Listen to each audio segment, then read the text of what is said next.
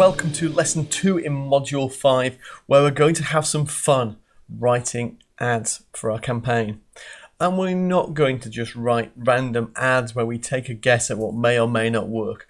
We're going to use an organized approach to this that's going to give us the best chance of getting a really good result for our campaigns. So a quick reminder. In the previous session, we looked at the structure, the technical structure in terms of characters and fields that are contained within a Google ad. So now we know what the constraints are that we've got to work within, we can write a really good ad.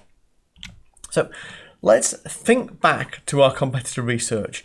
We did that research some time ago, so that we now researched our offer, so that we knew who was in the market, what services they were offering, and how they were presenting them on the landing page. We now need to take that and take our unique position and find a way to make that fit the market so that we can stand out from the crowd of our competitors. And we're going to do that by analysing those ads that we've seen on the page. So what I've done, you'll recall from the previous one, cosmetic dentist tamper was a search that we did, and we picked up all the results that we've got from that particular search term. What I've now done is taken all those ads and I've put them into this spreadsheet, and this is available as a download for you to use. So in this spreadsheet, what I'm trying to do is take an overview of all the ads from our major competitors in the market, look at what they're saying, how they're saying it in their ad, and find a way to stand out from the crowd. So what I've done, start with the competitor URL, just make a note of the website, write down the headline. The headline's the strongest, most important part of the ad, so I want to know what's in it. I've then add a column here for keyword and whether the keyword appears anywhere in the ad. So in this case, search cosmetic dentist tamper. Does that appear in the ad? And I've put a code down here. This applies in several places on this sheet. H if it appears in the headline, D if it's in the description, and that's line 1 or line 2, it doesn't matter. U is if it's in the URL. P if it's a partial match or not, so rather than saying cosmetic dentist tamper, they may say dentist tamper. And M is a mismatch, where the doesn't match at all. So put all those in, and you can see in the keyword column, I've got in the headline, I've got a partial match. Headline partial match, not found, not found. Headline partial, description partial. You get the idea. The purpose there is to see how often our competitors are using the keywords in their ads. And we can see 3 that aren't. The 3 N's. N is usually something I've indicated as being a problem. Sorry. And I've highlighted them in red. So anywhere where you see a red cell, that indicates that's a problem in terms of the problems for the other advertisers and therefore an opportunity for us. I've then looked at the offer they're making. Are they making an offer in the ad? In some cases they aren't. A price point of $79, 25% off on this particular ad. A free consultation, a $99 makeover, a $50 consultation, 25 off. You get the idea. And then looking at the location. Is the location mentioned? So for anybody who's running local based search, so if you're a local business, you like to write a local audience or even several local areas, is that location in the ad anywhere? And an M for a mismatch means I've done a search for cosmetic dentist tamper and they've shown an ad for cosmetic dentist in Ohio. So something where it just doesn't match.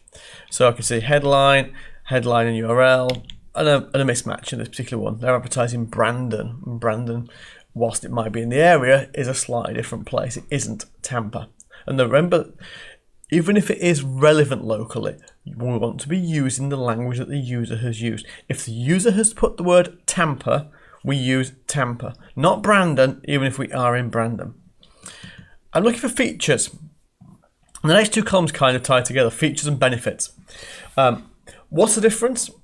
Best way to think of it is this. The benefit is what you, as a consumer of the product, get from using it or using that service. A feature is the internal process or part of the product offering that enables you to get the benefit. So to take a simple example, a benefit of a 1/2-inch drill is a 1/2-inch hole. So a 1/2-inch hole is the benefit, a 1/2-inch drill bit is the feature. So you get the idea. A benefit is much more powerful than a feature. Straight white teeth is a clear benefit. Dental implants or dental veneers are a feature that can help you to get to that benefit. Many cases, if we can sell the benefit, not the feature, our ad will be much, much stronger. And you can see a couple here are using beautiful smile. And you can look at the difference between the two columns. These bottom three ads don't talk about a feature. They're not talking about a payment plan, or they have a list of treatments, or when they're established. They're just features. They talk about a beautiful smile, which is a much more compelling message to give. So where you can, we want to get benefits into our ad copy. We want, wherever possible, in the next column, column I, to use active language. Get, claim, call, anything that is mean you as a visitor are doing something. You are taking an action. A passive voice, you can always tell in a passive voice in an ad because there is no activity going on at all. We also want a call to action, so make it clear what to do next. We're always going to try and signpost the user to tell them what to do. Call, see us is what we're looking for. We're looking for some next step. We're looking for believability as well in column K. Why should we believe this ad?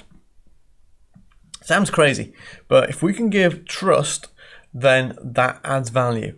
Now, a couple of comments here. Believability in an ad is really hard to do because you don't have much space. Things like award-winning, 5-star, those kind of things add believability. Some of the ad extensions that we're going to talk about in other videos also add believability. But within the body of that, it's quite difficult to do. Many people fall back on internal measures, such as expert. Claiming you're an expert or number one, it's okay, but it's an internal. Who says? Who says you're number one? Award-winning is a third party saying it's you. 5-star is other people's reviews saying it's you. Expert, not so much. So think about it that way. There's a great one in these ads actually. So to draw your attention, this very first ad here. Look at the description line here. Learn why patients refer to us. That's really nicely done. If you're putting learn why patients refer, you're saying A, that our customers refer other customers, but also there are specific reasons why. That's quite a strong message. I'm really impressed with that one. Scarcity.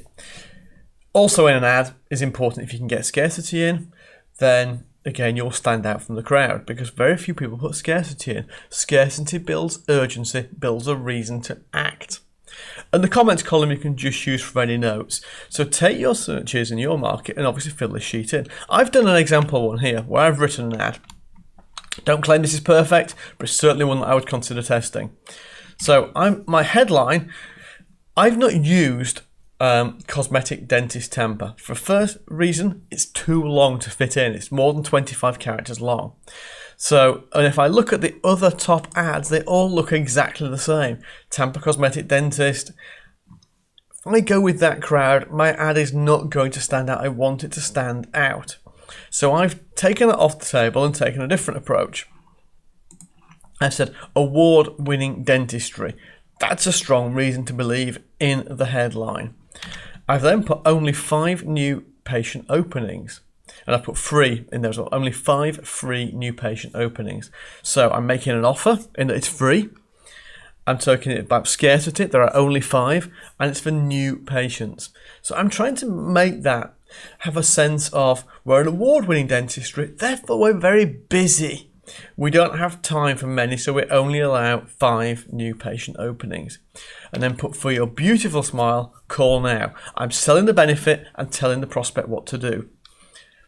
Who knows how that ad will perform when tested, but if I compare it to how everybody else is using their ads, it will certainly stand out from the crowd. It's active, it has benefits, it has believability, it has scarcity, and it has a call to action.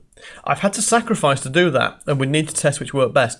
I've had to sacrifice location, and I've had to sacrifice the exact keyword in my ad. My suspicion, given all the red for the way in that we can see on the sheet in front of me, is this ad will perform really well. But until it's tested, we don't know. So back to our slides for a second. Let me just run through some more things to think about in a little more detail. So headline specifically, if possible, use the keyword. If there's a crowd of keyword-based headlines, try an alternative. If you can't use a full keyword like cosmetic dentist Tampa because it's just too long, you can always use a keyword, but still, use a partial keyword, but still refer back to what I've just said a minute ago. If everybody else is using the same, use something different. Keep your language active, and that applies throughout the whole ad itself. And as I said, do something to stand out. Use a tone that's appropriate for the market. The tone of an ad often gets overlooked. So a defense attorney, for example, they want aggressive ads. They want you to know that they will fight for you. So their language is always, we will win, we beat everybody. We're, really strong, powerful language. A cosmetic surgeon, on the other hand, their language is very much softer. Their people are looking for, a nice, uplifting outcome. So they will tend to be positive, use very supportive language, but keep it very friendly. So use the language of your market.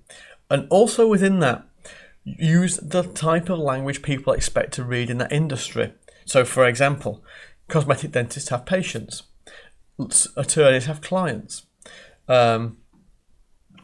dentists have offices.